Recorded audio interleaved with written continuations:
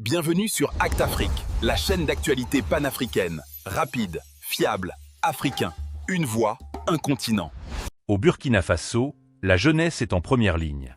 Dans un pays marqué par les épreuves, l'esprit d'unité et de résistance s'impose comme moteur d'un avenir nouveau. Ouagadougou devient le symbole d'une nation qui refuse la fatalité, où chaque voix s'élève pour construire un destin commun. Le courage burkinabé inspire et résonne bien au-delà de ses frontières. Je passe à un autre pays de l'Alliance des États du Sahel qui nous fait plaisir. C'est le Burkina Faso. Le ministre des Affaires étrangères du Burkina Faso a fait état hier d'une analyse, d'une décision américaine de déporter l'institution de délivrance des visas vers les États-Unis désormais au Togo et non plus à Ouagadougou. Le ministre burkinabé des Affaires étrangères, interrogé par l'excellente journaliste Mouniras Sanfo, en a profité pour expliquer comment le gouvernement du Burkina Faso comprend la décision américaine de fermer le service de visa à Ouagadougou et d'obliger éventuellement les Burkinabés sollicitant des visas américains de se rendre désormais à Lomé au Togo. Le ministre burkinabé des Affaires étrangères, je pense, M. Karamoko,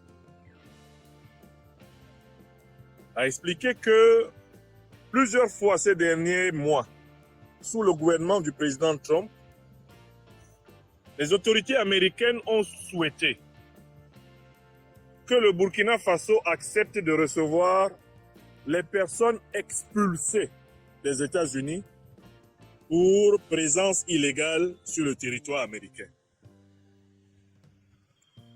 Le ministre Karamoko, le ministre des Affaires étrangères du Burkina Faso, a en plus expliqué que les autorités américaines ont voulu profiter d'une aubaine. Comme le Burkina Faso a annoncé que les étrangers africains peuvent désormais entrer avec un visa gratuit sur le territoire du Burkina Faso, que l'entrée des étrangers africains ne serait plus une entrée payante, alors les autorités américaines se sont dites, chiche, on pourra donc ramasser tous les migrants africains illégaux qu'il y a sur notre sol et les envoyer tout naturellement au Burkina Faso, puisque le Burkina Faso a dit que désormais, tout Africain qui vient au Burkina Faso ne payera plus de visa.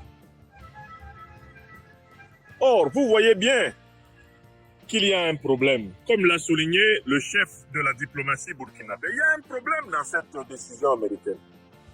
Le problème, c'est que le Burkina Faso a ouvert le visa gratuit aux Africaines et aux Africains qui viennent de leur propre choix, qui viennent librement au Burkina.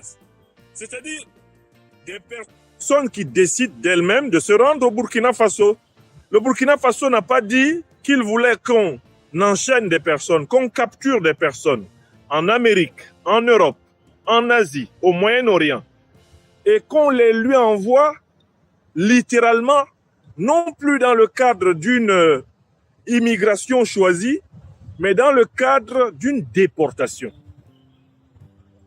Le ministre burkinabé des Affaires étrangères a appelé cette politique américaine de son véritable nom. Il s'agit d'une politique de déportation. On arrête des êtres humains, on les enchaîne, on les menotte, on les amène de force dans des avions et ensuite on va les déposer contre leur volonté dans des pays où ils ne veulent pas aller. Le Burkina Faso ne veut pas participer au commerce triangulaire à l'envers. Je recommence. Une deuxième fois. Le Burkina Faso refuse de participer au commerce triangulaire à l'envers des êtres humains.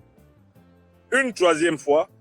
Le Burkina Faso refuse de participer au commerce triangulaire à l'envers des êtres humains.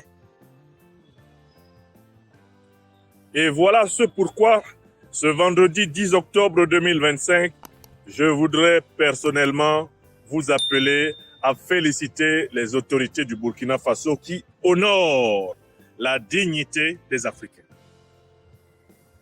Le Burkina Faso a dit qu'il accueillait sur son sol des Africains qui viennent en hommes et en femmes libres. Il n'a pas dit qu'il accueillait sur son sol des déportés, des individus esclavagisés, forcés, contraints, brutalisés. Le Burkina Faso n'a pas dit qu'il devenait le dépotoir des hommes et des femmes rejetés sur toute la planète. C'est parce que le Burkina Faso a dit, et l'Afrique ne veut pas de cela. En refusant donc de participer à ce commerce triangulaire à l'envers, en refusant de participer à ce commerce de la haine, le Burkina Faso donne 3 leçons à l'Afrique. Première leçon, plus jamais nous ne devons accepter que les relations diplomatiques avec l'Occident et le Moyen-Orient soient unilatérales, c'est-à-dire les règles occidentales, que les règles occidentales nous soient imposées et que nos règles ne soient jamais imposées aux Occidentaux. Donc, première leçon, la réciprocité. Écrivez ça. Tilana, Ayasebe. Première leçon des relations diplomatiques de l'Afrique souveraine avec le reste du monde, la réciprocité. Ce que vous faites, vous faites. Ne faites pas aux Africains ce que vous ne voudriez point que les Africains vous fassent. Ça, c'est un.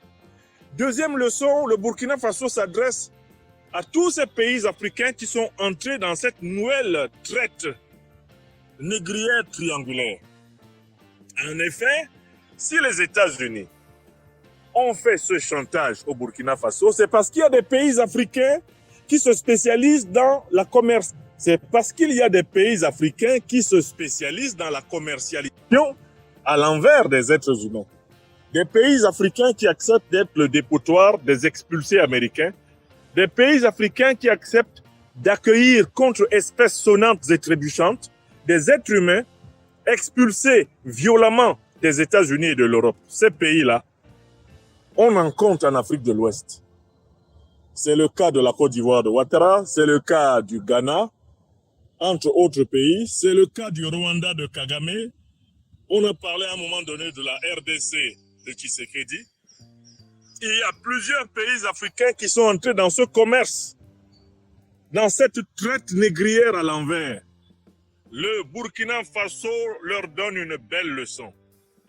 Africaines, Africains de tous les pays, demandons aux autorités de tous nos pays de refuser la déportation à l'envers des êtres humains.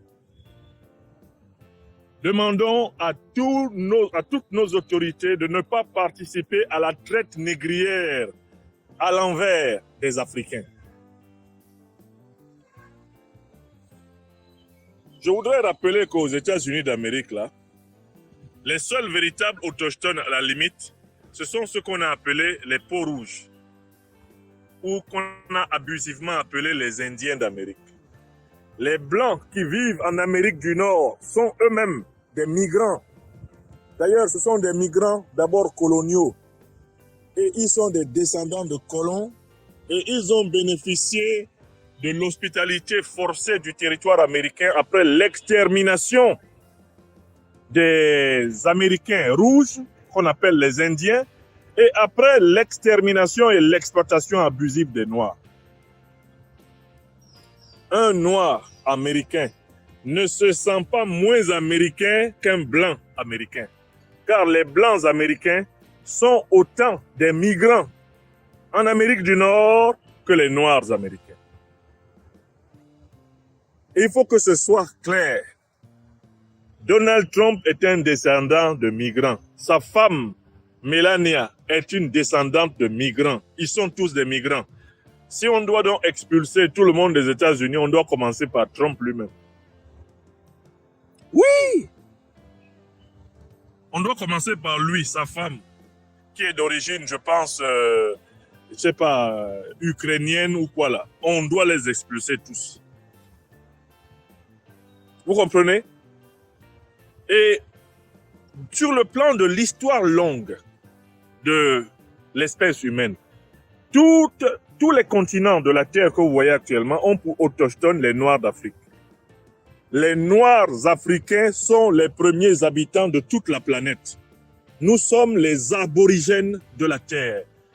Je rappelle que le mot aborigène vient du latin ab originis, c'est-à-dire celui qui est à l'origine.